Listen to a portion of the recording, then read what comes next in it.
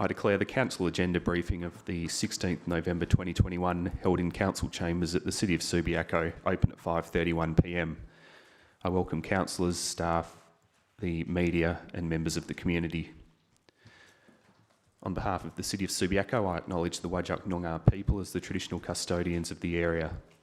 We recognise the cultural connection to the land and waterways of Subiaco and their continuing contribution to our city. Please note that this meeting is being recorded and live streamed. By being present at this meeting, members of the public consent to the possibility that their image and voice may be live streamed to the public. Recordings will be made available on the City's YouTube channel following the meeting, and confidential sections of meetings will not be live streamed or recorded. And that brings us to attendances, apologies and leave of absence. It looks like we've got a full house with Mark Burns just temporarily absenting himself. Are there anyone with a leave of absence to submit? No. Okay, that brings us to disclosures of interest. Are there any disclosures of interest tonight? Councillor Hammersley. Thank you. I, Angela Hammersley, wish to declare an interest in the following item to be considered by Council at its meeting to be held on 16 November 2021. It's agenda item C5. The type of interest I wish to declare is proximity pursuant to section 5.60B of the Local Government Act 1995. The nature of my interest is I'm the owner of 24 Catherine Street, Subiaco, which property is directly across a street that forms one of the boundaries of the draft local development plan under consideration. Thank you. Councillor Jennings.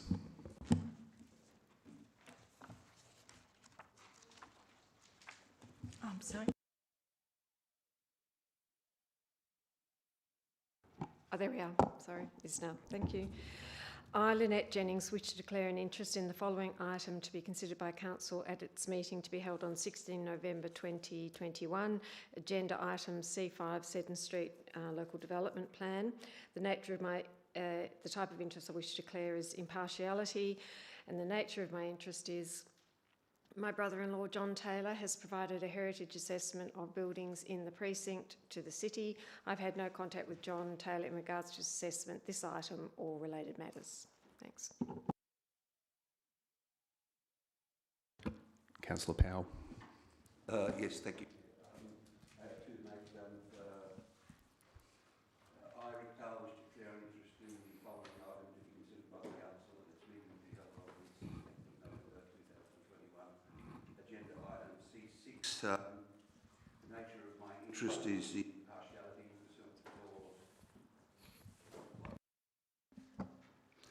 pursuant to clause 22.2 of the Code of Conduct for Council members, committee members and candidates. The nature of my interest is I believe a former councillor resides at 139 Coglan Road, and as such this person is known to me. For the public record, this will play no part in my decision in making a decision on this application. I also wish to make a similar declaration on item C7 at the meeting to be held on the 16th of November 2021. Agenda item C7. It's an impartiality interest pursuant to clause 22.2 of the Code of Conduct for Council members, committee members and candidates. The nature of my interest is one of the applicants, Mr. Richard Shade, is known to me. For the public record, this will play no part in my decision making. Thank you very much. Councillor Stroud. Thank you, Mayor McMillan.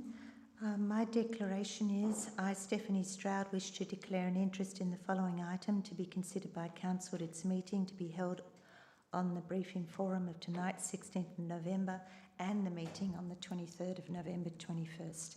The agenda item is C6. The type of interest I wish to declare is an impartiality pursuant to clause 22.2 of the Code of Conduct for Council members, committee members and candidates. The nature of my interest is the property owner of 31 Coglan Road is Miss Julie Matheson, who was a councillor of the City of Subiaco from 2011 to 2017 at the same time as my service on council. Signed by myself and dated today's date.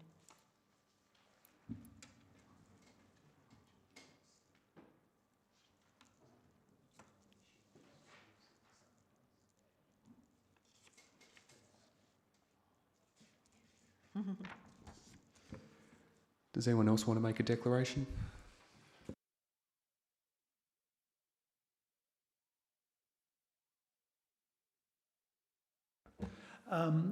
Through to you, Mr. Mayor McMullen. The reference. Could somebody give me the reference that you're referring to? Or perhaps read it to me if anybody's got it up. That's supposedly creating a possible need to declare a conflict. I'd just like to hear the wording of it. I don't. Excuse me, are you referring to my disclosure? Yeah. Okay, to C6. Okay, well, if you turn the page on the other side of your disclosure statement, you do at the back of your agenda briefing. Sorry, Mayor, do you want it? Will I finish this, or you can take it over? Yeah, I'll finish it. Look, Councillor Burns, the agenda item is C6, and it's a proposal to amend the level of significance. Yeah, and I think what two councillors have alerted us to is that 139 Coglan Road is apparently where Julie Matheson lives, and she'll be known to most people sitting around the table. So I suppose it's a personal decision as to whether you think that's going to have a capacity to affect your decision making and perceived impartiality or not. Yeah. Read it. Sorry. Well, to keep things moving... I can declare it immediately before starts. Yeah. And does anyone else want to make a declaration now, or are we done? Okay.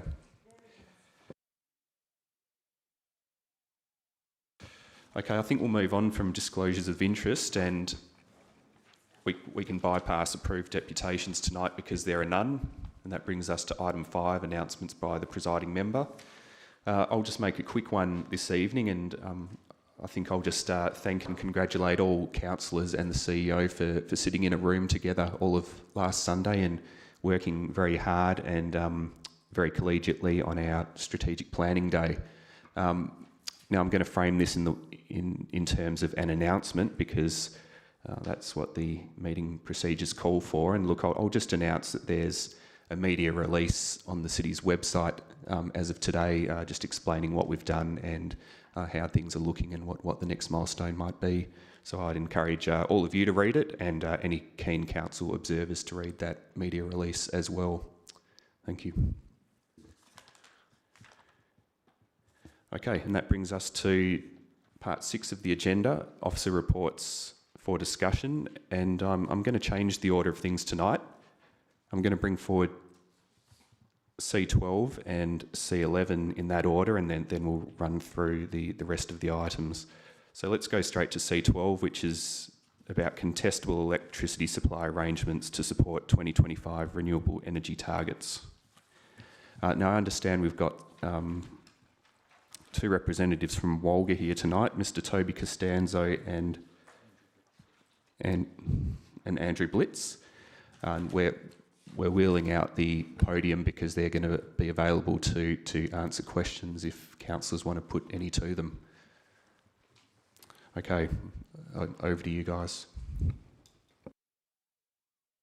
Are there any comments or questions about the agenda item? Councillor Jennings. Thank you, and through you, Mayor. It's a very basic question. What's the difference between a contestable supply and something that isn't contestable? A contestable supply is a meter that's been deemed the ability to enter into a contract with a supplier who is alternate to Synergy, but also may be Synergy as well. This means you have access to a bespoke range of prices and tariffs that are separate from the state government gazetted tariffs provided by Synergy that come out of the book, essentially. Any other questions for our Walga representative or for staff? No? You almost missed out. Councillor Powell. Yes. It would appear from the officer's report that this is going to cost more on our energy bills. Approximately how much, and I don't know whether this actually fits in, but I'm wondering how much, what impact on rates going carbon neutral is going to have. So I don't know whether the second one's applicable, but the first one certainly is. CEO. Thanks. Through the chair, I'll start. So there is a slight increase, but obviously we are considered carbon neutral already, and we have abatements that are occurring which cost a particular amount, and we have a goal. Council set a strategic goal in terms of 2025 relating to energy, 70%, I believe. So those targets Council have already, I suppose, adopted. And so there is a slight increase, and James may be able to clarify that, included in the report. But in a net sense, it's actually slightly less than what we would do to achieve our net zero.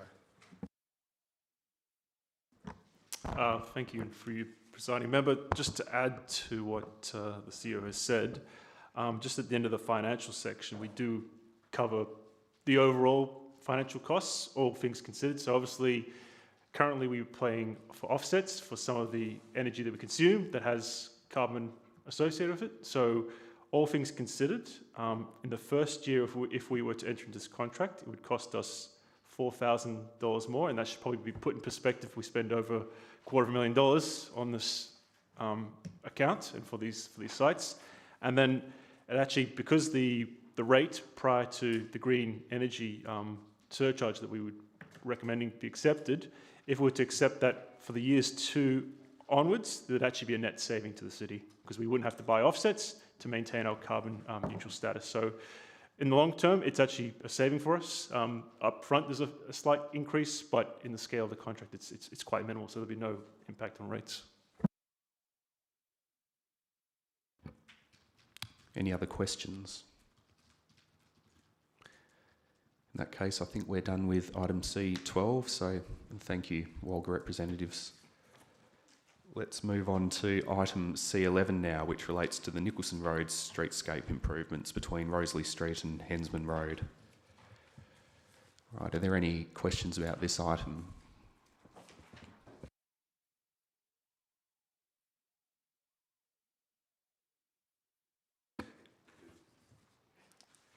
Okay, Councillor Powell, when you're ready, you can go first. Thank you, and through you, Mayor, looking at, I think there's about 4 proposals here, or 4 options. And the first one, I think, deals with the potential closure of the laneway. Could I get a little bit more on what the response of the laneway residents has been to any proposal to make it one way, and what the sort of community reaction has been? Acting Director Petrovsky, I think. No? Okay. Mr. Hambley. Thank you, and through you, Presiding Member. So we do, obviously we made a point to break down the survey responses in the report. So on page 49, so on that final column you see there, we actually break down just the responses from those properties that back onto the laneway, or the laneway that runs east-west and connects to it, and obviously has sole access. So it's 20 properties in all. So from that you can see there were 17 that, sorry, as far as the laneway proposal, which making it one way like you say, 15 of those, so 79% were against it. We had 4 in favour overall. So overall it was quite strong opposition from those that directly are affected and back onto that laneway. If I can just follow that up a little bit. There have been comments from other and submissions from other residents nearby that the laneway is rarely used for traffic exiting onto Nicholson Road. Has there been a study of laneway use, and and what is the frequency of vehicle movement? Do we know?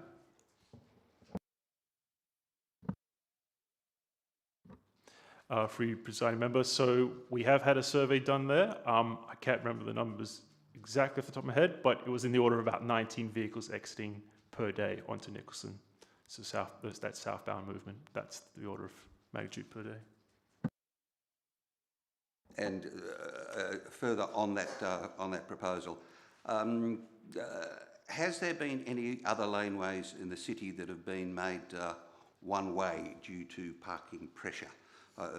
Whether you know whether that has occurred, and I suppose that the follow-up question to that then is, if this one was made one way, would it set a precedent for managing traffic in the city as far as laneways are concerned?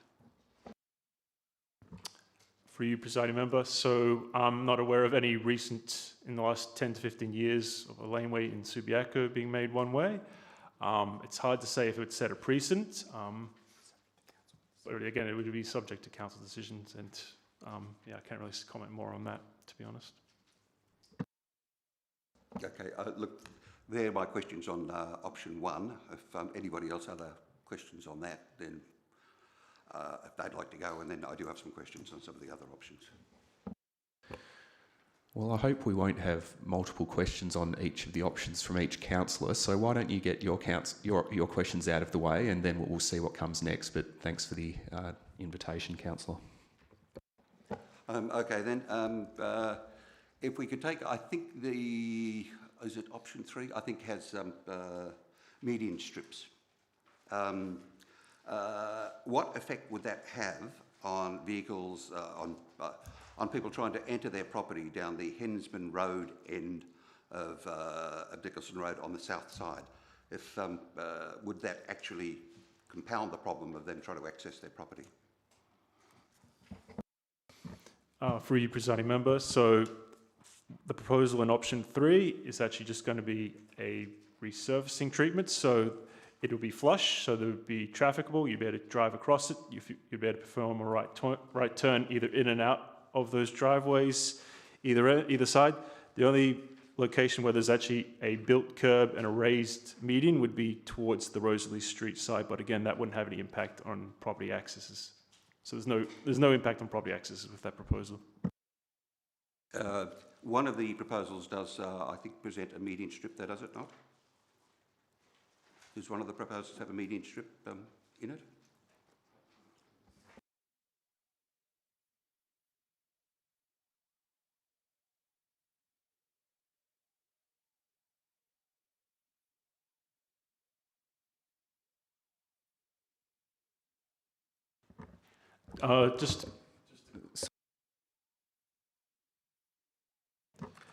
Just to clarify, so the treatment that does talk about a median is option 3, like you say. The median is just red asphalt, so it is flush. There's no impact on access, so you'll be able to traverse it, you'll be able to drive across it. The only built area which would prevent that is towards, if you're looking at the plan, towards Rosalie Street. But again, there is no crossovers on either side, on either the north or the southern side of Nicholson Road, so it wouldn't have any impact on the properties near there. Hopefully that clarifies it. And I suppose, I'll play the after this, but it appears that there's two things actually involved here. There's traffic calming to make the road safer, and there's parking. In what way is the traffic calming going to make the parking position better? How is it going to improve the position for residents who complain that their driveways are being parked over?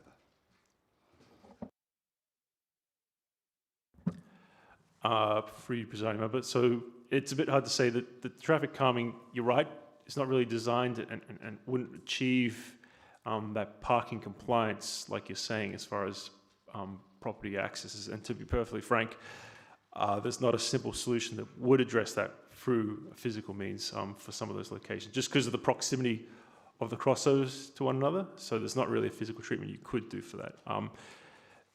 All I could say as far as each of the 3 traffic calming options that were proposed and surveyed upon is each of those would bring down the overall speeds in the area we would expect. So that would have a slight benefit for both parking manoeuvres to get in and out of the parking bays, and also for pedestrians to get in and out of the vehicles. So that would be probably the main impact on parking as far as a traffic calming option there.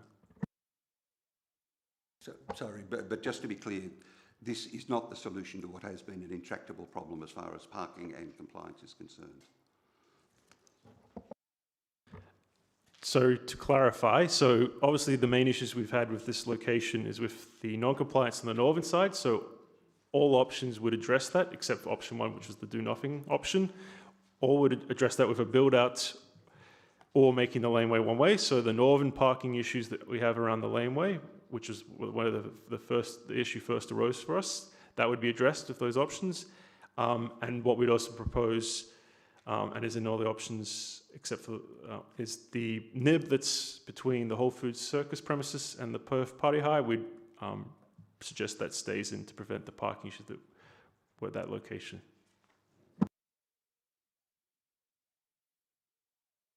Councillor Hammersley. Just picking up on that theme, I've observed that one of the outcomes of the nib, which has been broadly positive, has that some of the illegal parking has just moved further west and is affecting driveways to the west of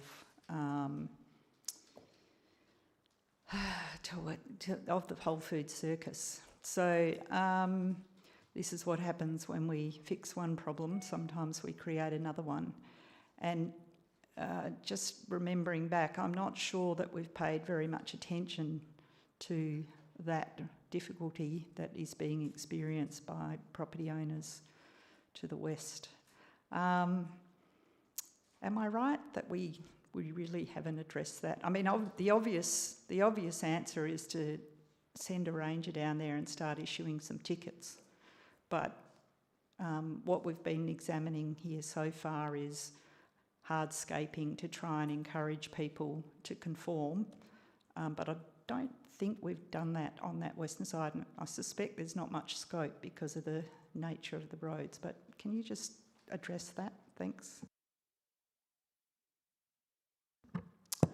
Thank you for your presiding member. So you're quite right.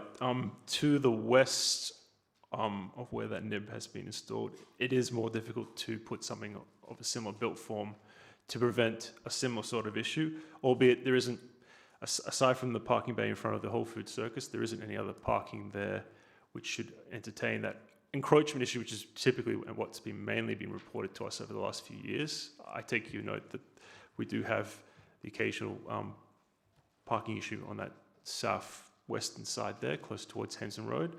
Unfortunately, that's probably not something that can be simply addressed through just a built form solution.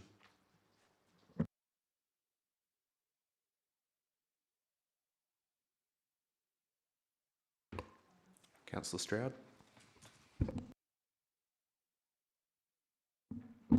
Okay, thank you. Staff could just we'll just talk through, for example, option 5, which is the option that has been recommended by staff. So if I'm understanding it correctly, all the options, but in particular 5, does offer 2 new car spaces. So thank you for finding those. I assume I'm right there. Thank you. Framing it in a form of question, but that's what it looks like. No, I'm talking about option 5.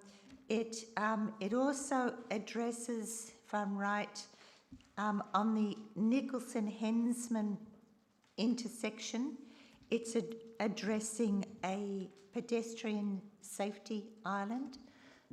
Am I right in assessing that? Because I believe a safety issue for crossing the road did come up. But you haven't actually put a safety island anywhere else up Nicholson. Is there any reason for that? Thank you. For you, presiding member, I might need to just seek clarification. So obviously you're talking about the existing, on option 5, Councillor Stroud, are you talking about the pedestrian crossing that currently exists on Nicholson at the Hensman intersection? Is that correct? Yes, okay.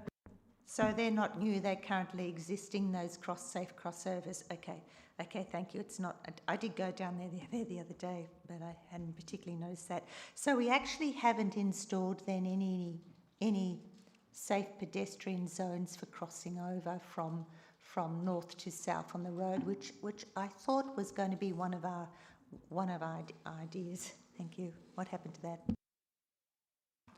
For you, presiding member, just to speak to that. So obviously the traffic calming options are done as I guess the best measure that we can get, because we have looked into, there was a request from at least a couple of businesses to look into whether we could get a pedestrian priority intersection, a zebra or like.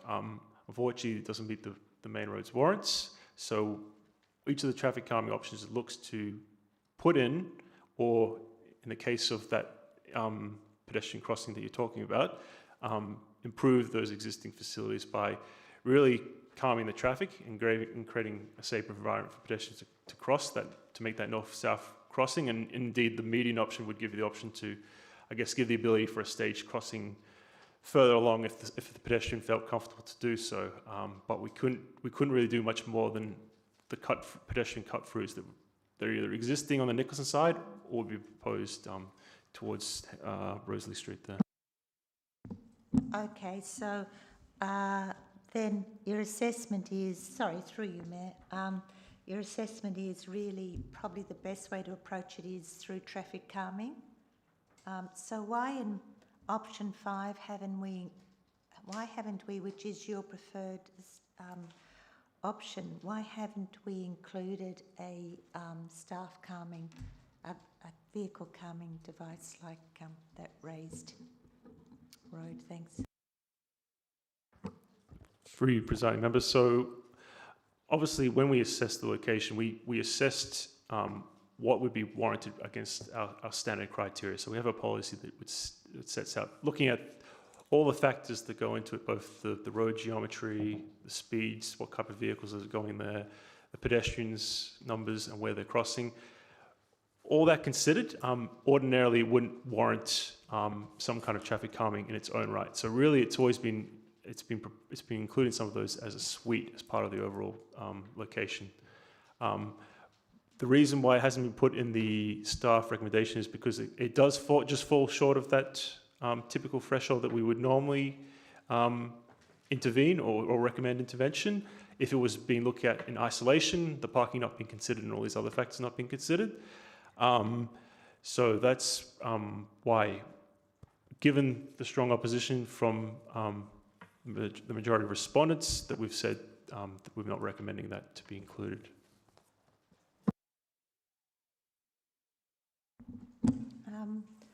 I know that one of my North Ward ratepayers down at Mabel Talbot Park had a great problem with crossover on the driveway. And what helped a lot is actually literally written in the road from memories and no parking or no stopping.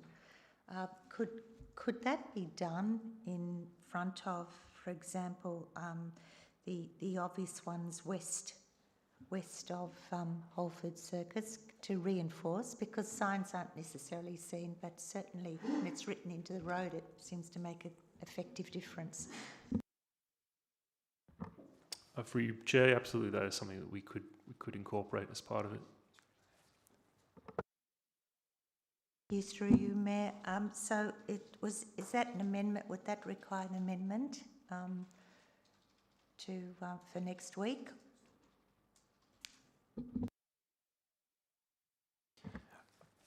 I wouldn't suggest so, because it's already a no stopping area. There's already a line marking shown. It's really just adding to that existing line marking that, like you're saying, to emphasize the no stopping area that exists there. So I wouldn't propose changing the design for the sake of just writing no stopping, which is a pretty minor detail.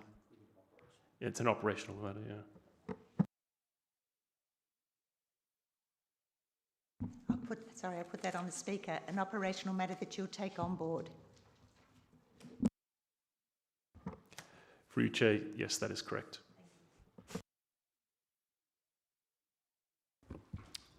Councillor Hammersley. I thought I didn't have any questions on this, but they've been good questions, and it's made my brain work a bit harder. So I think if I could just have clarification, am I understanding that the safety issue is such that there is a bit of a problem there?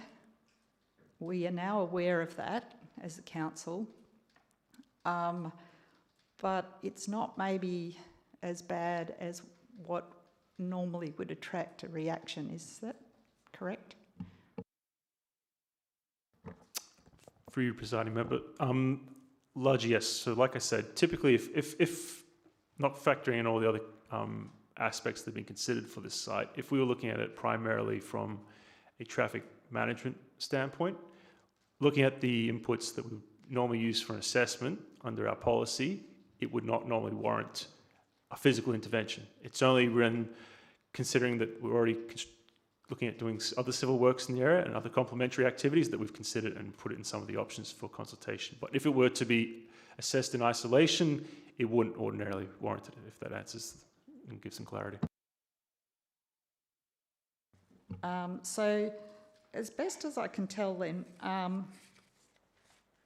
there was concern, as there always is in the community, about spending money. But am I right that what's been recommended is the $105,000 spend, and there'll be time and disruption and stuff going on down there? But if we were to put in something that provided some traffic calming, I think that's option 3 in the ones that went out to public consultation, with an estimated cost of $124,000. Is that right?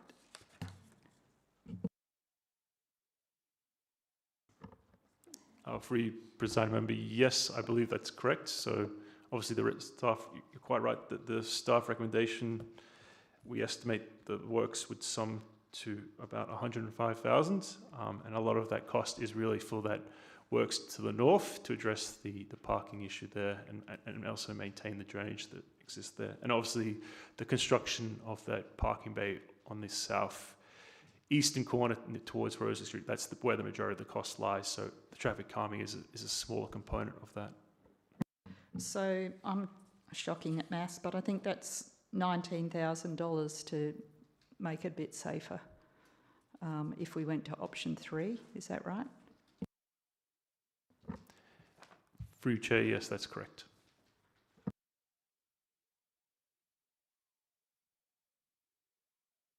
Councillor De Vries. Through you, Mayor McMullen. This is a question for Mr Handley again, just regarding the time that the roads will be sort of disrupted, and what would be the time frame for the completion of the option 5 works. Thank you.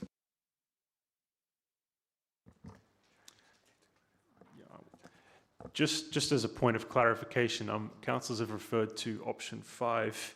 I'm just wary that we've got options that are attachments. So just to clarify, so what the staff are recommending is titled option 6, which is attachment 5 of report. So hopefully there's not confusion therein.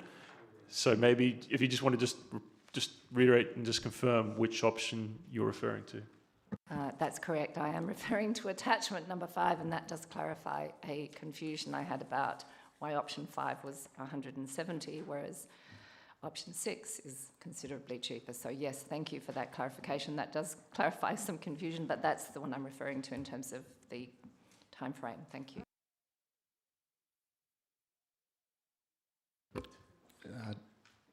Okay, we'll get to you, Councillor White, in a minute, but I think the murmurs are that the report's a little bit confusing, and I tend to agree in that there's 5 options listed, and we're choosing an option 6 that isn't listed in the report. So I'm wondering if there's an opportunity to correct that anomaly before the OCM.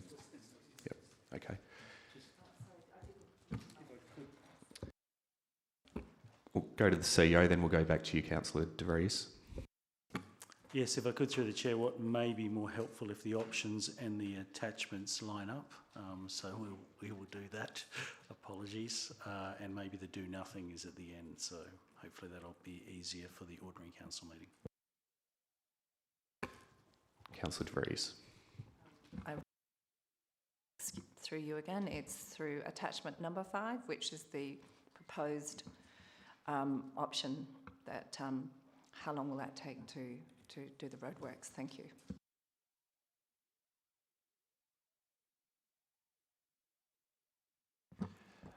Free presiding member. So the works wouldn't take too long to construct, to be perfectly honest. So the build outs in the north would probably only be 2 or 3 days work. What would be maybe a bit more involved is just the extra bay that we construct towards Rosalie Street, because you have to construct a portion of road there. So all up, I would say probably about a week and a half of work. Councillor White. Yes, thank you. Forgive me if I'm late to the topic, etc. I just am trying to understand fully the risk factor. There seem to be somewhat oblique references to, have there been incidences there? In the risks on the note, it says due to illegal parking, but is it only, can we be certain that anything that may have happened in the past or could happen in the future is because of illegal activity rather than just being a dangerous spot? It seems to be suggesting, I think, that all options have equally mitigation of risk, and that seems a bit of a strange comment to me. I would have thought that some options would have higher risk management or risk mitigation than others. So I just want to understand, maybe everyone else in the room understands there has been a history of risk at this site that I'm unaware of, but have there been incidences, and are all options being treated equally in terms of risk mitigation?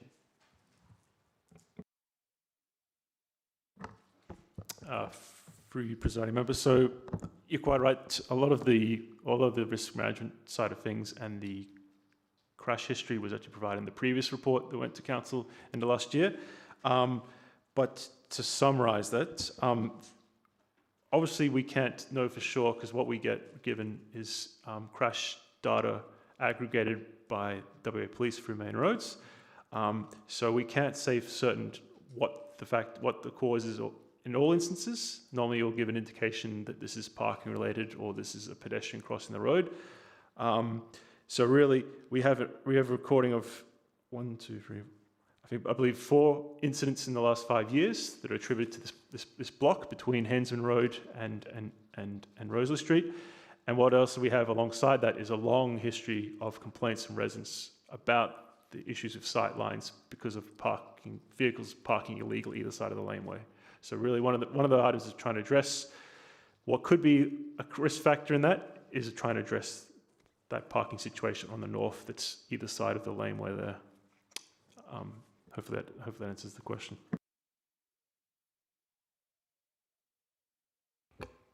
Any other questions? Good, okay, I think we're finished with item C11 then. So let's go back to C1, which relates to draft amended local planning policy 7.3. Any questions?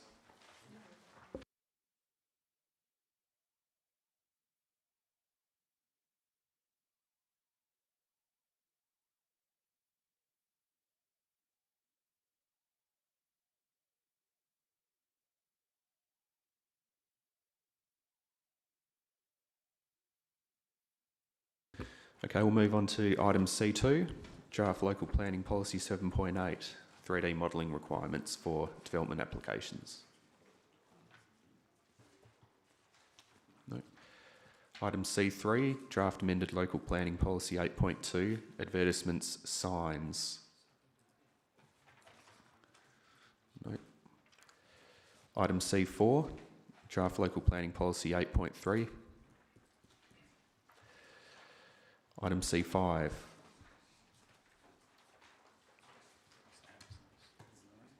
Councillor Hammersley, you're leaving the chambers. Thank you for informing me.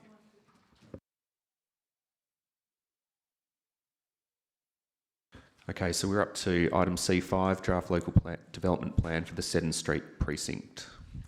Any questions about that? Councillor Stroud. Yes, I'm happy to kick this off. Thank you, through you, Mayor. And I apologise for the confusion that I went through this afternoon in my haste to get everything done.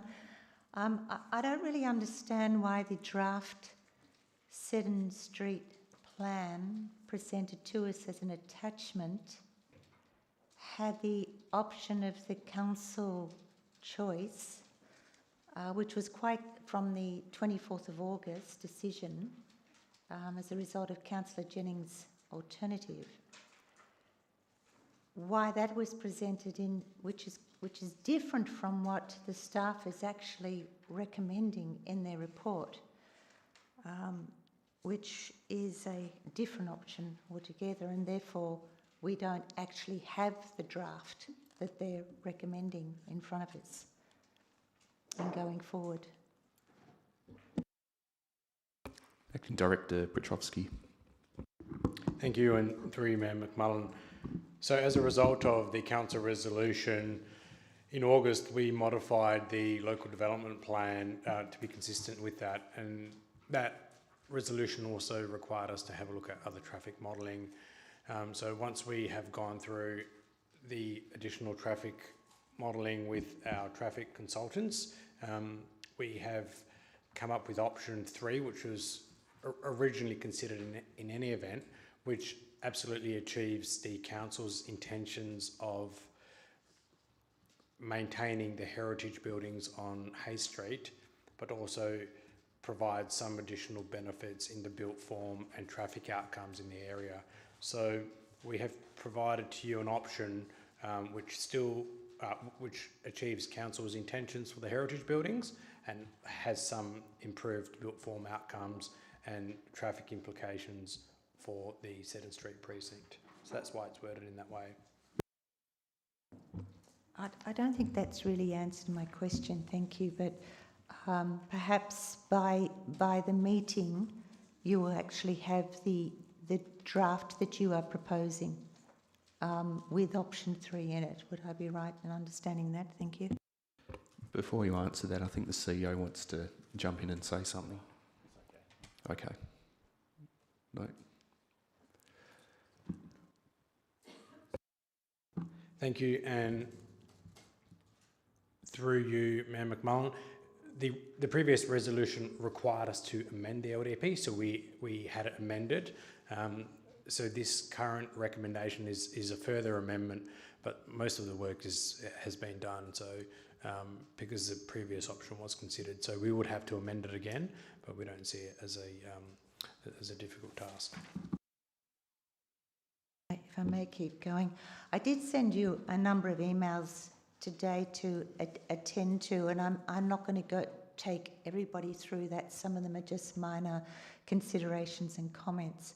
But something that I was concerned about was the two proposed accessways from Hay Street, pedestrian accessways from Hay Street through to Seddon, if you like, or at least to Burleigh Lane. And I wondered how they could be suggested without interfering with the Hay Street buildings of 440 Hay and 424 to 436 or to 438, whatever, however you want to number those buildings.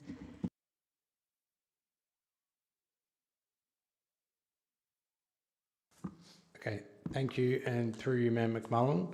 So on page 83 of your attachments, it shows a figure 8 movement network plan of the LDP, and figure 9 following that is the ground level access requirements plan. So if you actually look on the plan, it has colours for the 2 pedestrian access ways, and I'll just, there is one, the preferred colour goes through the current Nova building, and that's the preferred public pedestrian access way and easement, but it also says that the public pedestrian access ways is there's only to be one, and it's to be the consideration of the City of Subiaco. So through the design of any new development, the city will have the option to recommend the access way which is most appropriate. So if that includes the retention of heritage buildings, for example, we would be able to determine where that is and the width of it and how it would fit in with the additional area. So it just provides options in the LDP with council to have the final say on it. Thank you. So they don't actually have to be where where they've been drawn in on those figures, it's sort of optional. It's just suggesting that there should be some pedestrian access way through the building from Hay through to the back. Thank you. And through Mayor McMullen, no, I mean, it can be considered in a different location. We do have a preferred option through the Nova building, but it's also an easement, so that land doesn't necessarily have to be demolished or given up. It can actually be incorporated within an appropriate development. Thank you. If I can just keep going, the Nova building is a relatively new building that already has a pedestrian access way from the corner of Rockaby through. I mean, to actually suggest something else through the Nova building is really quite unrealistic. So I really don't follow that point. And I think we really should drop it. So maybe that requires an amendment. The other one is you actually haven't acknowledged, although there is a photograph of it, the current Doric access way. Just like there's a current access way through the Nova building, there actually is currently an access way through the Doric building that may be very relevant for the next 20 years. So I would expect that should be included in your diagrams. I'll just give somebody else a go now. Thank you, Councillor McMullen, Mayor McMullen. Thank you, and through you, Mayor McMullen. So your first question is about acknowledging the existing diagonal public access way. That's actually acknowledged in the plan, so it's on figure 9, as I pointed out before, and the proposal to realign it is an urban design outcome that may be considered in a future redevelopment. So we're just outlining it for any future redevelopment to say that would provide an appropriate north-south link. So the existing one is actually mentioned in there, and that's because it provides pedestrian access to two public domain areas. Now, the other one that you mentioned through the existing Doric building is it's private access essentially, so it's not a pedestrian access way that would link to public areas. It is a private car park servicing those buildings, so it's not mentioned in the LDP because it's not actually a public pedestrian link.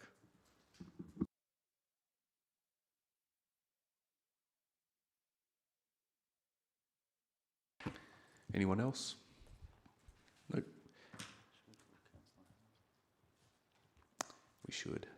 Could someone let Councillor Hammersley know we've finished with item C5? Councillor Burns. Wow. Is this about C5 or the next item? Okay, yep. Just in relation to what you alluded to before about the statement with regard to Sunday's meeting, I would just like to make a personal quick statement. I don't know that that's appropriate in this forum, but maybe it is, maybe it's not. But just, I sort of stayed out of those matters, even though I did have some interest in raising some points. But continuity has been discussed by council, and I chose to not get involved because these are all decisions that are in the past prior to my arrival in such, in such a recent time. So I only raise it in that it's not a lack of interest, but I think trying to drag out stuff that has gone so far and then start throwing comments at it, at this later stage is perhaps not appropriate. So maybe I'm doing the right thing and the wrong thing, I don't know, but that's why I'm silent on these issues. It's not out of boredom by any means, Your Honour. Your Honour, that's good. Sorry, your mayorship. Thanks for the explanation, Councillor Burns. There's absolutely no expectation that we all must ask questions or volunteer things during these briefing sessions, but the explanation's appreciated. I think now we can call in Councillor Hammersley, please, for item C6. This one's about 139 Coglan Road. You're going to make a declaration? Yep.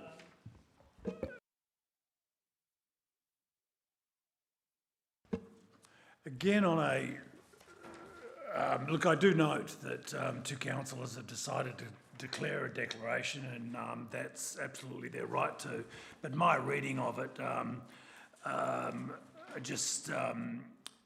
as a point of personal explanation, is obviously Councillor Matheson was a past councillor. You could refer back to point 1B, which includes interests of kinship, friendship, well, neither of those exist, or membership of an association. Well, she's a past member of an association, I gather, which is this council, but she's not a current member of this organisation. I did serve with her, and then if you move to point 2, right, it talks about a council member who is an interest, okay, well, she's not a council member, so I can't see any possible need whatsoever. Now, if I'm wrong, by all means, the staff can investigate it and bring it to whatever authority's attentions, but I see no need whatsoever on my part to, for those reasons, to make any declaration whatsoever. Thank you. I'm going to take a different view, and it might have something to do with the fact that we were both candidates in the recent mayoral race, and I'd hate for someone to come along in 12 or 18 months' time and make a complaint against me. So, look, I'll make a declaration. I, Mayor David McMullen, wish to declare an interest in item C6 of tonight's agenda briefing held on the 16th of November 2021. The type of interest I wish to declare is an impartiality interest, and the nature of my interest is that Julie Matheson resides at 139 Coglan Road. Thank you. Councillor De Vries. I think at this point,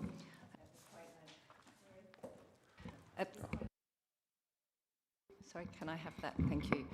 I will also declare an impartiality interest due to the recent elections. I, Rosemary De Vries, wish to declare an interest in the following item to be considered by Council to be held on the briefing the 16th of November and the full meetings OCM on the 23rd for agenda item C6. The type of interest I wish to declare is impartiality pursuant to clause 22 of the Code of Conduct for Council members, committee members and candidates. The nature of my interest is Julie Matheson is a former councillor and is the owner of number 139 Coglan Road and is someone I know. That's it. Thank you. Okay, let's move on to questions, if any, about item C6. No questions? Okay. Item C7, heritage grant applications. Councillor Powell. Yes, look, I noticed that one of the grants is for more than the normal amount, or more than the maximum amount. So essentially, why would that be done? I realise that's in part explained in the report, but is it also may this be setting a precedent of giving somebody more than they've actually asked for? Thank you.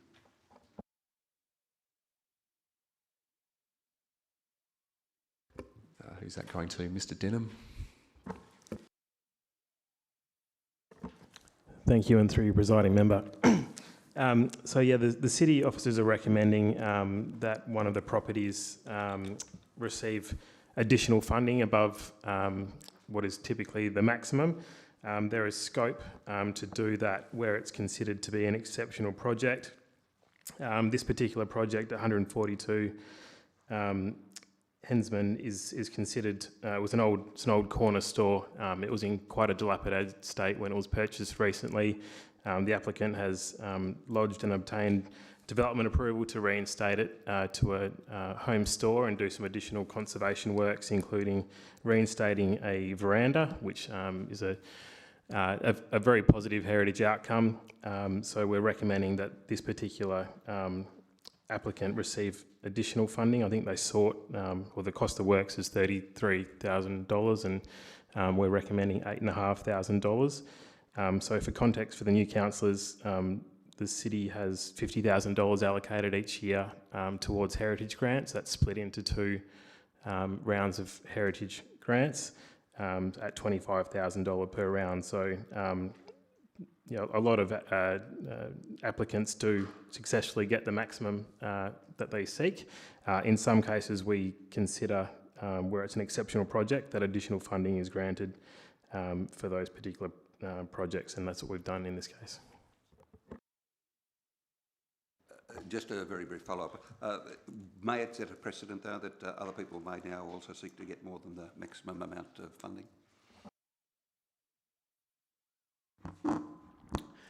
Thank you, and through you, Mayor McMullen. In the end, it's council's decision. So council has previously provided additional funding to exceptional circumstances. So I believe the Rogerson building was one that we did only a couple of years ago. So everything is considered on its merits, and it's not a precedent as you would consider a planning matter. In the end, it's council's call. So if a restoration or a heritage item has significant fabric and justification, then it's council's decision to make, and it's not contestable under the tribunal or anything like that to be considered under the matter of setting a precedent, for example. Councillor Burns. Thank you, Mayor McMullen.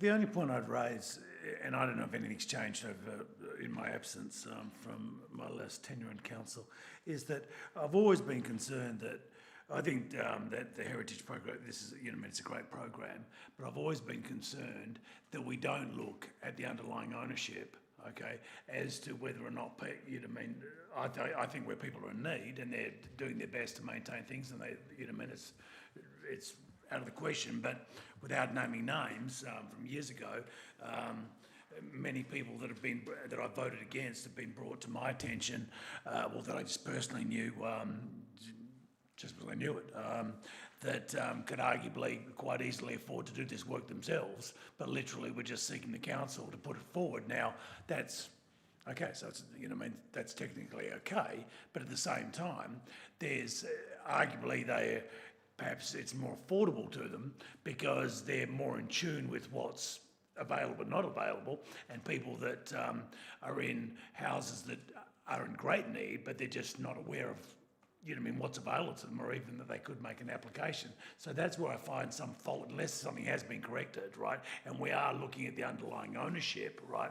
And people's capacity to do the works themselves, as opposed to people's that are in need and actually genuinely need help. But perhaps it looks like you might have an answer to that. I'm happy to stop, Alex. Thank you, and through you, McMullen. This is a difficult one because the outcome is predicated on the restoration of heritage. Now, there are certain selection criteria that the city uses to consider proposals, and it is that it's co-funded and the city only provides a maximum. This grant isn't intended as a social fund to help struggling people in need, and it wasn't set up that way. So we don't actually consider the financial implications of the owners and whether they really desperately need the funds or not in this criteria. So I don't think it would have changed from when you were on council, but they are really important considerations that you have brought to the attention, and it's probably something that council considered back in the day.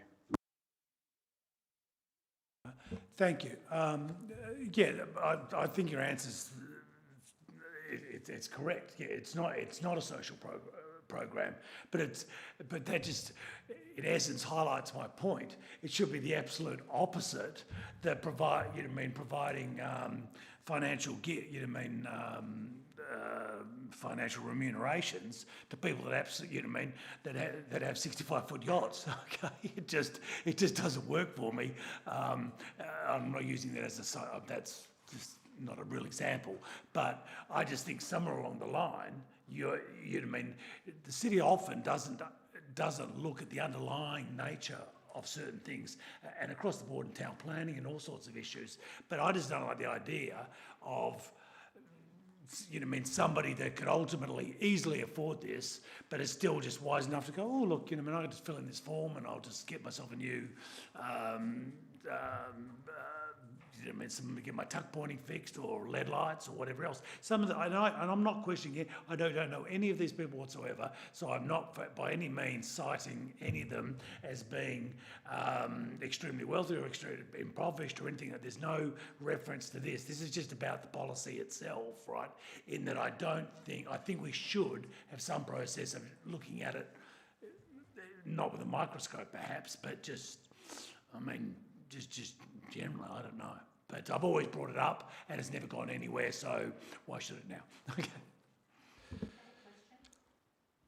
I've heard Acting Director Petrovsky explain what the policy says and that these monies will be used for heritage works without considering personal circumstances. Did you have anything else to add, or should we just move on to Councillor Kosovich? Yeah, look, we'll take those points on notice, and it's council's policy, and we implement it as it stands. So. Yeah.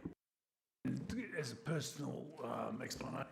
Yep. All right. Give us the explanation, then we'll go on to Councillor Kosovich. Councillor Australia asked it, was it a question, right? And the answer is, yes, it is a question. You know, I mean, my question was, can we at some stage possibly address, right, looking at it, that was the nature of the question, right? I'm not questioning voting for any of these, I'm just addressing it because I think it's appropriate. Perhaps I'm not allowed, and look, this is my first pre-meeting meeting, so perhaps I'm going further than you meant to. It just should be addressing the agenda, not policies and such like that. So if I'm out of line, sure, somebody just tell me and I'll stop it. I'll be a bit more subtle than that, and I'll move on to Councillor Kosovich now. You've got a question, Councillor? Just to comment, if I may, on the last issue, I think we don't want to move to a situation where we're means testing the heritage grants. I think that goes against the spirit of them, and I think it'd be a sad old day if we start moving down that way, path.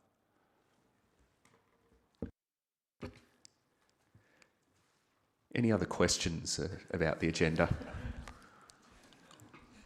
No? Okay. Let's move on to C8, the Scribblers Festival. Any questions? Councillor De Vries.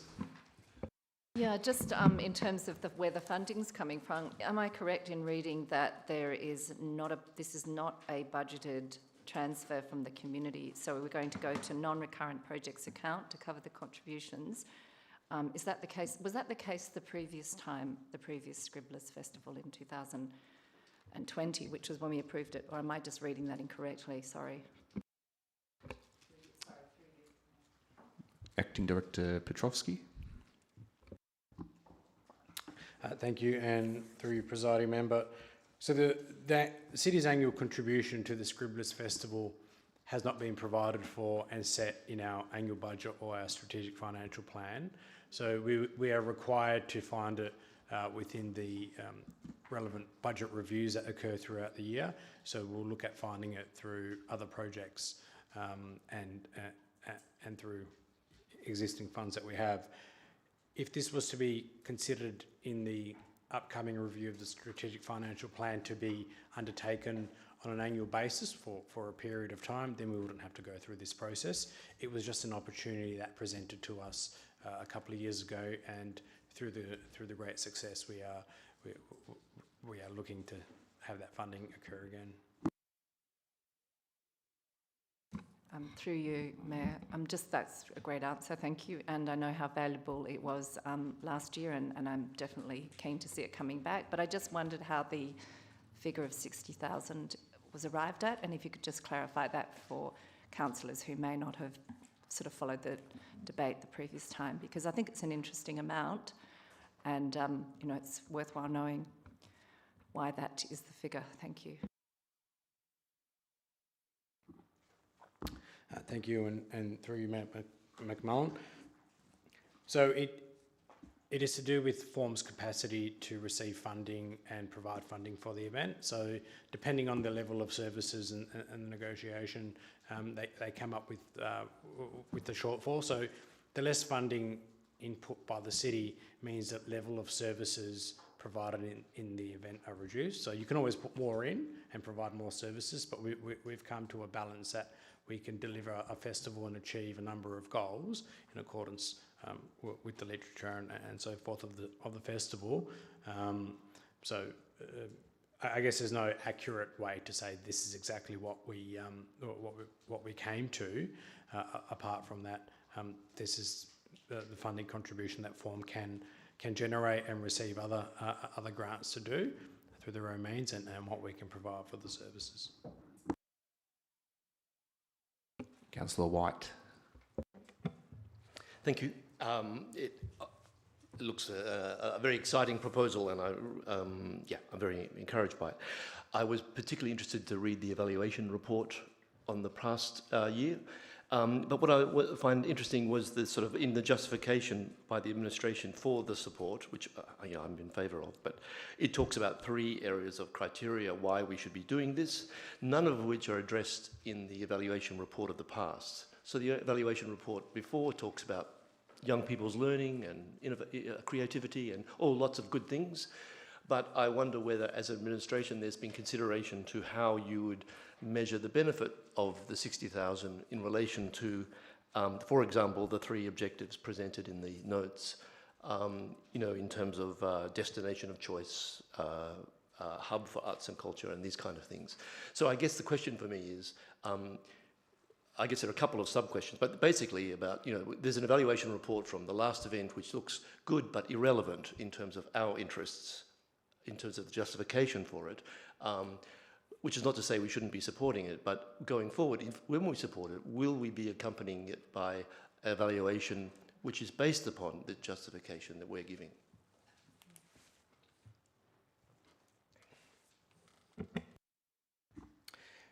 Thank you, and through you, Mayor McMullen. So the outcomes report wasn't produced by us, it was actually produced by Form, which is why it's limited in its scope. But absolutely, once we consider Scribblers again, we can look at putting in some additional metrics to understand the economic benefits derived. It was a bit difficult in the previous one, given the event was scheduled, rescheduled because of COVID, and then occurred in a very short period of time. So in the upcoming one, we'll be looking at understanding the economic benefit metrics, and we have some standard things that we can do there. Sorry, as a brief follow-up, and just to make sure I'm not too typecast, it might go beyond the economic benefits, but I just think in terms of being clear what the benefits are for Subiaco, and if we're justifying it on the basis of some things, then the evaluation should show that those things were achieved or not that way. That's all. Thank you. I hope that was clear. That was a question.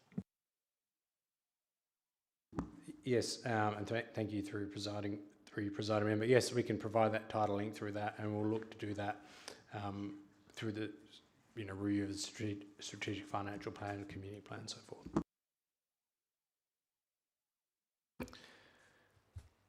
Councillor Hammersley. Thank you. Yes, it's good to see an acquittal from Form, and they did offer that to us in their proposal when this first came to us, and it's good to see. Just trying to remind myself, is Form basically funded by the state government? Is it a state government instrumentality, or supported by, or is it an association?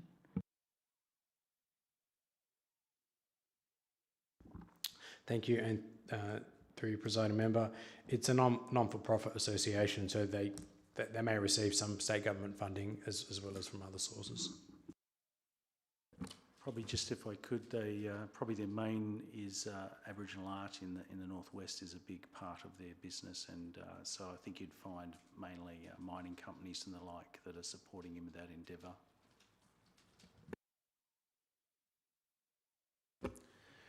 Right, if there's no other questions about C8, that would bring us to C9, but there's not actually a report yet. There's going to be a report on a Western Suburbs Working Group nomination for Department of Planning, Lands and Heritage, but we don't have any information, so I think we'll just move on. Item C10's about the dedication of Daglish roads and right-of-ways. Any questions? No. Item C11, we've done. And we did C12 earlier, so that would bring us to item C13, an awarding of tender in relation to the provision of tree pruning services.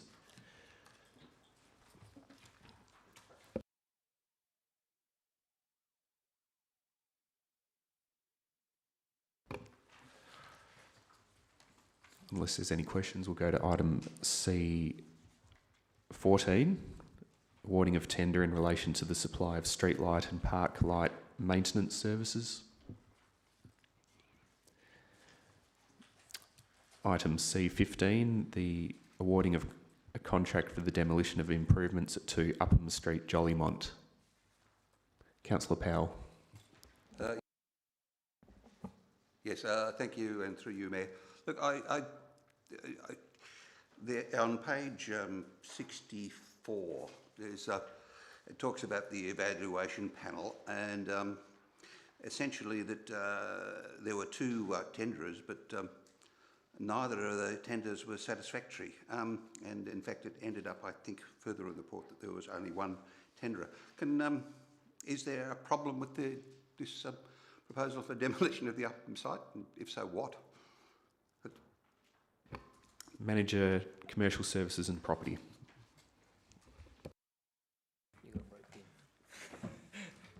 Thank you for the question. We're running out of room at the desk here. Through you, Mayor McMullen. The initial tender had 2 responses. Neither response satisfied the value for money criteria, and there were different reasons why they didn't. And so as a result, we made a decision to reject both responses. The local government gives us an ability where no tender satisfies the value for money criteria to not have to go back to public tender for a period of 6 months. So what we were able to do is give feedback to the 2 respondents and offer them another opportunity to submit a new offer should they wish to do so. And there was a bit of a process around that to ensure that it was done fairly. One of the respondents decided not to submit a new offer, and the other respondent did, and that response was deemed to be a value for money response. Thank you.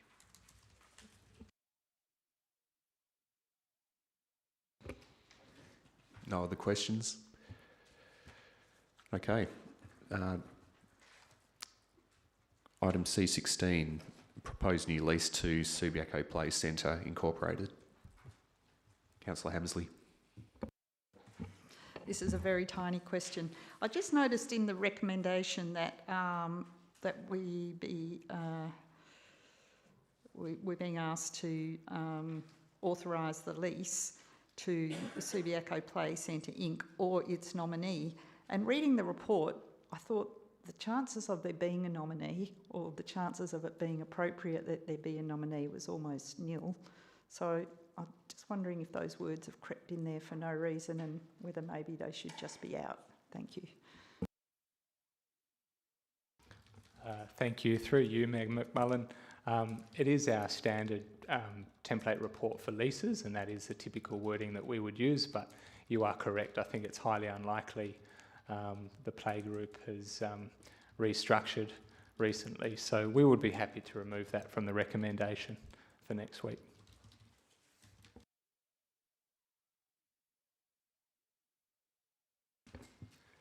I might ask a question. It's in relation to paragraph B of the officer recommendation, where we're authorising the CEO to execute any documents, deeds and agreements necessary to give effect to this resolution. Is there any special process that needs to be followed and any particular documents that we need executed to grant this lease? I'll put that to you, please, Mr. Guest. Thank you for the question. Through you, Mayor McMullen, I believe the CEO would execute the lease document itself. I believe it's section 949A of the Local Government Act. So that subparagraph B essentially gives the CEO the power to physically execute the document.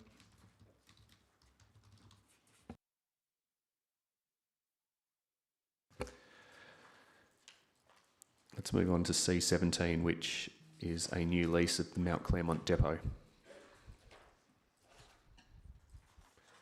No questions? C18, car station number 16. Now, in addition to the agenda and attachments, we've been given an email dated the 15th of November 2021. Look, I'm assuming you've all got it. I wonder if the Manager Commercial Services and Property could just explain what we're looking at and why it might be relevant to the agenda.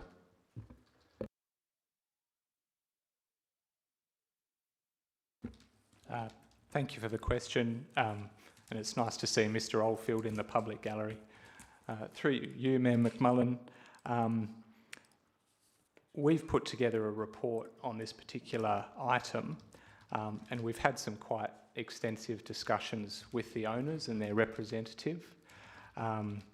What we said to the owners is that we would be happy to facilitate a submission to elected members, and if they would like to put something together, we could most certainly circulate that to make sure that councillors had all of the information in their possession to make an informed decision.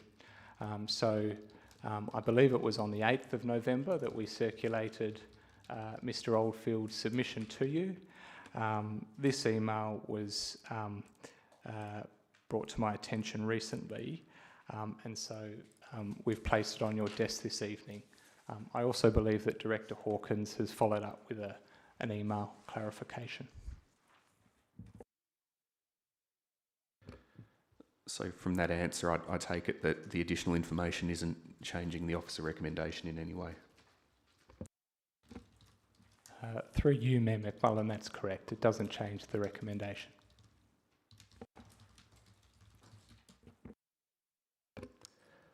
Doesn't look like there's any other questions, so well, you've got to be quick. Okay, Councillor Hammersley. Thank you. Yes, I'm just wanting to understand the history a little bit better. We have been given history by both the owners of the strata plan, and we've been given some history by the staff.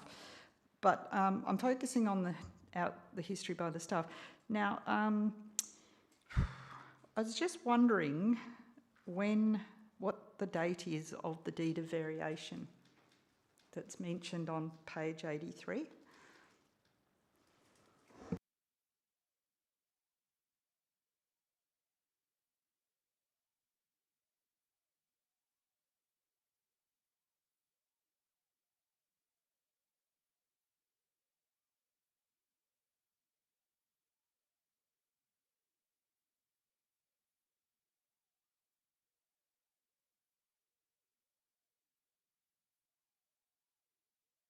If it's not to hand, we could take it on notice.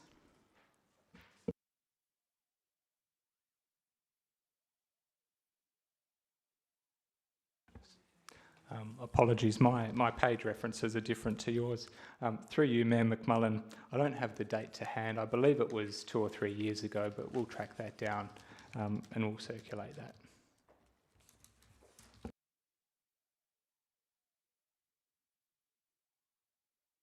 Councillor Hammersley. So that led to my next question, which you might have to track down at the same time, I suspect. Now, judging from the timeframes here, it looks like this matter might have come up in about October 2019. And I'm just interested to know whether the changes that were enacted by the deed of variation actually came to council. Now, that was when I was just elected in October 2019. I don't have any recollection of it.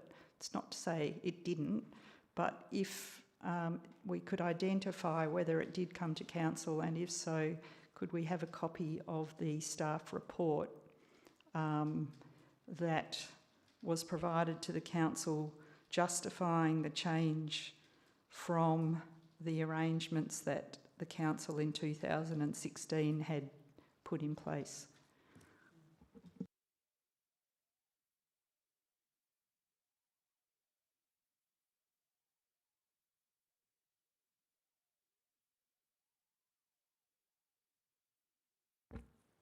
Thanks for the question. Through you, Mayor McMullen, we'll follow up on that and confirm. My belief is the original licence came to council, but not the variation.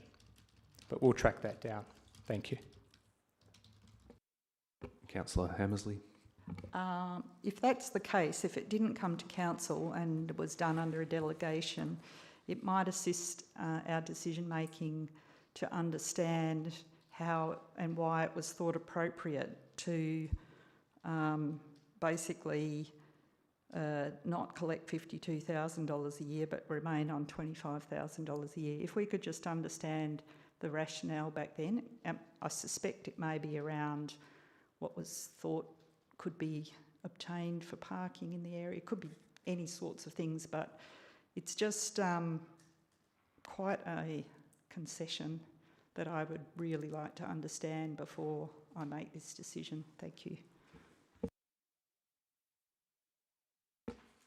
Thank you. Through you, Mayor McMullen, I can answer that question, and as you've alluded to, a lot of this sort of complex history is before our time. But I believe what happened a few years ago is that there was a fee review formula in the original licence, and when that formula was applied, it had the effect of increasing the licence fee from about $25,000 per annum to about $52,000 per annum. And so when that was brought to the attention of the owners, there was some opposition to that. And so an agreement was made between the city and the owners to keep the licence fee at about $25,000 subject to CPI, but reduce the term of the licence in consideration. So I believe, to answer your question, that was the rationale for maintaining the fee, that in exchange there was a reduction in the term.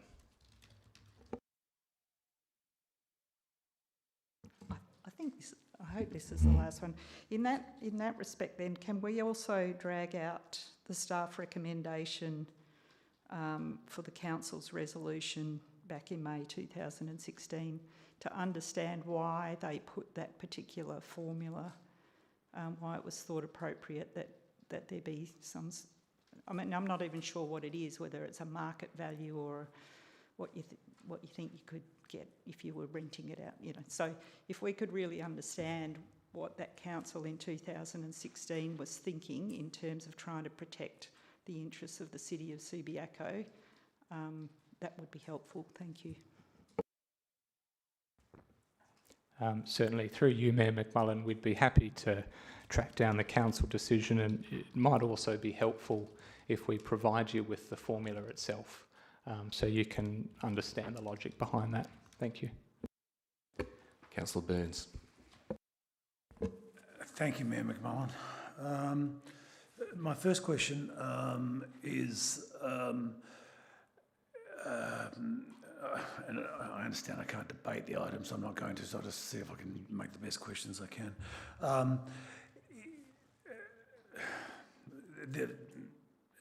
This is a can of worms, but my first question would be this.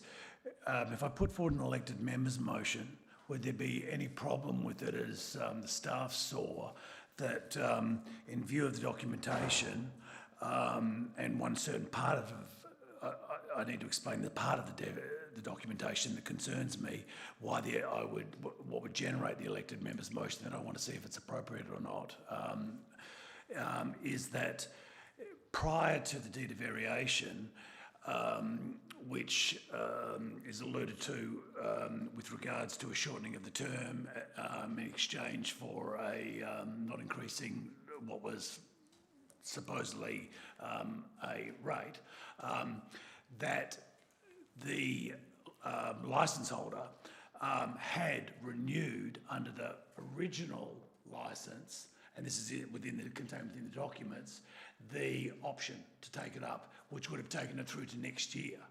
Now then the deed of variation comes in, which is established on this weighting of keeping a lower rental, right? And it's also rental, and the property has been maintained for 30 years by the And there's also some other things that I'll discuss in full council. But so that happens. But what takes place is and this is as to going back again to my elected members motion that I wish to propose, if I can, legally, is that if we have a notice that the lessee wants to extend and to extend to next year, okay? But then we move forward to a rent review, and at the rent review, a deed of variation was created. The deed of variation changes the dates, but what the changing of the dates do is extinguishes the notice because the data changes in the original document. The notice that the the licence holder wished to stay till next year, all of a sudden is legally void as far as these documents are presented to us, and it expires because they're meant to do things. You can ask where my question is. My question is there anything wrong with me putting up an elected members motion, right, to be considered after full debate, that the city, right, considering the licence expires in 2 years roughly anyway, so there's a very short period of time, and this matter goes back 3 decades, and I was on council when the licence was actually done, so there's an enormous amount of factual information that is not available to the current elected members. But what is wrong with an elected members, if there is something wrong with an elected members motion that I believe we have to, in my reading of the licence, we have every right to accept that even though the period had expired, that we could actually accept that we were fully aware that the licence holder wished to renew, even though we didn't receive a secondary document after the amendment.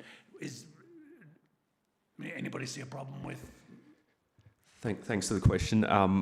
It probably wouldn't be an elected members motion. It'd more likely be an alternative to what's on the agenda.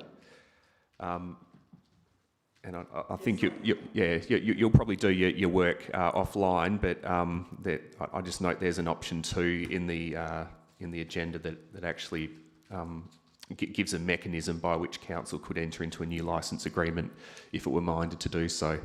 And on that note, I might just ask for clarification, Mr. Guest, and that is that if we were to pursue option 2 and enter into a new licence agreement, would we be giving anything over and above what the licensee thought they had already locked in pursuant to the original licence as varied, or would it be equivalent?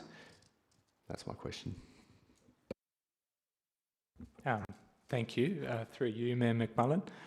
If council decided to grant a new licence for a further 2 years, that wouldn't be over and above the position had the owners exercised their final option under the former licence. But what could change things is how you decide to proceed with the option fee. So the existing option fee was about $28,000. Had the owners exercised their option, that would have been escalated in accordance with CPI. So, say for argument's sake, $30,000. If council decided to grant a new option for a further 2 years, the licence fee would also be up for debate. We've put in a recommendation about what we think that should be, but changing that could change what the position may have been had the owners exercised their option. And do we know why and when we say owners, it's the owners of the neighbouring strata complex, the owners corporation, isn't it? Do we know why they didn't validly exercise the option? I've heard Councillor Burns talk about shifting dates as a result of a variation, but I think I've seen some correspondence that suggests that there might have been an administrative oversight or some personal circumstances at the offices of Oldfield Knott Architects that may have contributed to the missed exercising of option. Do we actually know what happened and why we're now in this position? Thank you. Through you, Mayor McMullen. Based on our discussions with the owners, we believe that their failure to exercise the option, according to the owners, was an administrative oversight, and we've put that in our report. Councillor Burns, a question from you. Thank you, Mayor McMullen. Well then, coming back to an amendment, putting forward an amendment, sorry that I was saying elected members motion, I don't know why I had them in my mind. Putting forward an amendment, do we see anything, does the staff see any, I don't want to put forward an amendment that just doesn't work, okay, that you turn around and say, sorry, can't do it, okay? But I don't see anything in the document. Like, if you just think landlord lessee, okay, and the lessee hasn't renewed, but then the landlord goes, okay, well, I'm sorry, I can see there was a mistake made, there was also changes in the documentation, errors happened, blah, blah, blah, things, fall through cracks. So yes, we could accept the fact that we were aware, because we were technically aware that nobody thought they weren't doing it. Councillor Burns, I might just cut you off there, because I think what you're doing now is debating against the officer recommendation and advocating in favour of a different position, which you're quite at liberty to put into an alternate motion, but I don't think tonight's to have the discussion about. If your question though is there anything that's going to prevent your foreshadowed elected member's motion or variation from achieving what you're seeking to achieve, I think the answer is going to be no if it's supported by all of council. Yeah. Yep. Look, wrap it up. Yep. Word it into a question.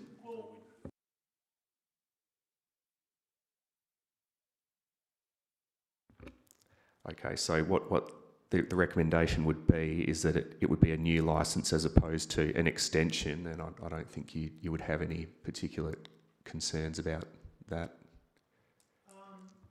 I mean, we're going into areas which I don't think we need to cover tonight, but if you want to put in an alternative motion that would allow the licensees to continue on for a further period of time, then that's something you can work on and which can be submitted in the normal way. I'll just simplify the wording if you don't mind, just so I can understand. Okay, look, we'll see it in writing when you submit it via elected members' communication, but why don't we just close it out and we'll hear what you're thinking. Okay, yep. Okay. Okay, so Councillor Hammersley, do you have a question? So my question is actually on that theme, but first I have an assumption, which is that the administration will have taken any legal advice that they consider they need. My understanding is that if an option is not exercised, that is the end of the matter. The lease is finished, and that we would have to enter a new lease, which is something that we can do. However, it is a new lease, so if that is correct, and that's up to the staff to advise us about, then are there any local government requirements with respect to dealing with property just with one person? Is there something that is there a process that we have to follow with the public if we are going to what's that word? My brain's not working. When you do something with your property, yeah.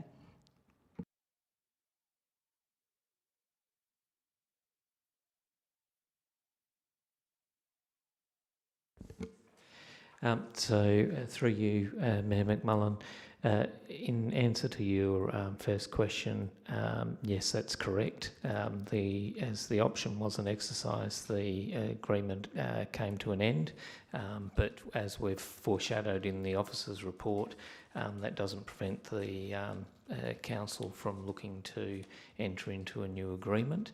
In relation to entering into an agreement with only one party, that would be effectively a private treaty, and that's covered under disposal of property under 358 of the Local Government Act. Yeah, just to add, that requires advertising, 2-week advertising period and seeking comment. There is a statutory process. Councillor Powell. Yes, thank you, and through you, Mayor. My question is a lot more prosaic. It refers to the cost of maintenance stated in the officer's report at probably about $3,000 a year. That's strongly contested, it would appear, by the lessees, who are saying that it was about $25,000. Can there be some explanation why there appears to be such a great discrepancy? Yeah, good question. Through you, Mayor McMullen, there appears to be a little bit of confusion here. So in the report, the figure of $3,000 for maintenance is for the car park. So there are two options. Essentially, one option is grant the owners the exclusive use for that car park for a further term. The second option is to revert that car park back to a public car park. And so if it reverts back to a public car park, we assume the responsibility and maintenance of that. So we would have to undertake maintenance on the ticket machines, occasional car park sweeping potentially, and some line marking. So that figure of $3,000 is for car park maintenance, whereas I believe the figure that the owners have provided is for maintenance of the landscaping, so lawn mowing, reticulation maintenance, etc. So when the owners developed their lot, or the then owner of the land developed it, it was a condition of the development approval that the owners maintain the landscaping in perpetuity. So that cost that's referred to in the owner's correspondence, I believe, is to maintain the landscaping as opposed to the car park. I saw Councillor Powell reaching for a follow-up, and then we'll go to you. Thank you, and through you, Mayor. So who would now be responsible for the landscaping for those costs?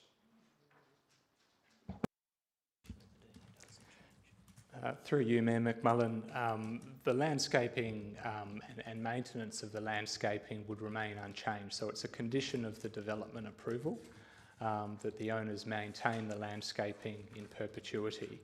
So I guess the car park and the landscaping we're treating separately. It's a city car park. It's always been a city car park. And so when we talk about maintaining the car park, we're talking about maintaining the hard surface. The DA condition relates to the maintenance of the soft landscaping, the lawns, etc. Councillor Burns. Thank you, Mayor McMullen. Not debating this as a question, but just for absolute clarification, if I'm hearing Mr. Guest correctly, that if the landowners didn't maintain the part of the property that's not there on their land, but is it council level, streetscape, council land, whatever you want to call it, okay? With what you've just said is because it's a part of their DA, which dates back to the 80s, okay? Then if they stop mowing the lawns and cleaning it, tidying it up, and the soft things you're talking about, am I to understand that their development approval would thus be void because they'd, under what you've just said, they've breached their approval by not doing something that was 40 years ago, and consequently that arguably would make them vacate the premises? Because if there's no development approval, you can't have occupation.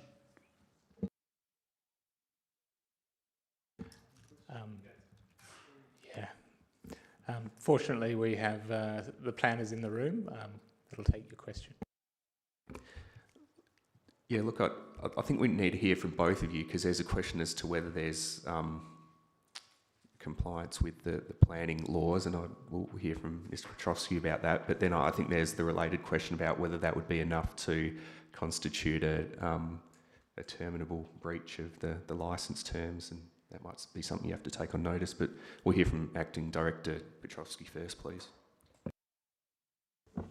Thank you, and through you, Mayor McMullen. So it's an interesting one. The first point is that the development application condition runs with the land, so there would be a question on whether or not the landowners are consistent with their development approval. You wouldn't necessarily revoke their development approval. You just have to council could undertake compliance in that matter and go through the process to ensure that they maintain those the verges and so forth. An option open to the landowner would be to put in a new development application seeking to amend that condition.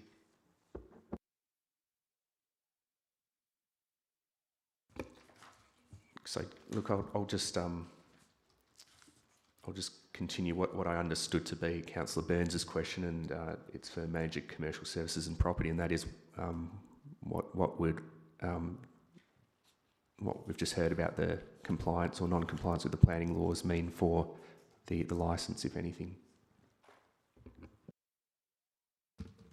Thank you. Through you, Mayor McMullen, the licence has come to an end. It's expired. So there was, if we go back and look at the terms of the licence, the owners were given the exclusive use of that car park, but in consideration, they agreed to maintain the car park. So if the car park reverts back to the city, we'll need to maintain the car park. And so we're treating the car park separately from the lawn and the verge for the purposes of this discussion. So a breach of the DA wouldn't have any impact on the licence because the licence has now expired. I hope that makes sense. Councillor Stroud. Yes, thank you, Mayor McMullen, and excuse me for wildly waving at you, but I thought you were about to close and move on to the next item. There's two questions, and I apologise if I've missed this. Do we know the capacity of use of the present owners of that car park? Is it an 80% to 50% use? Thank you. Thank you, Councillor Stroud. Through you, Mayor McMullen, it's a good question. We take regular occupancy surveys of City of Subiaco car parks. Given this car park has been under the exclusive use of the owners for some time, we don't have historical data. So more recently, we've been undertaking some observation of the car park. And our observations are that, in general terms, it's normally about 2/3 occupancy. And we have observed people parking in the car park and then walking down towards the city centre as well. And that's something that we've discussed with the owners. Thank you. Through you, Mayor. I remember the 2016 debate, and it's all coming back. And I actually remember now the problem of the lack of historical data on the occupancy use back then.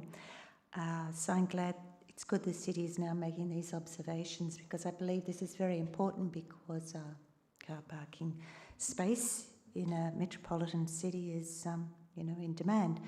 Then my next question is, and it leads on to what you were suggesting, does the owner have the right to sublease parking bays? Did they under their last lease? Thank you. Thank you. Through you, Mayor McMullen, we'd need to go back and have a look at the terms of the licence, but I don't believe so. The owner had essentially the exclusive use of the car park, and they could manage it at their discretion. I believe there was a requirement to give public access after 5 p.m. We can double check that.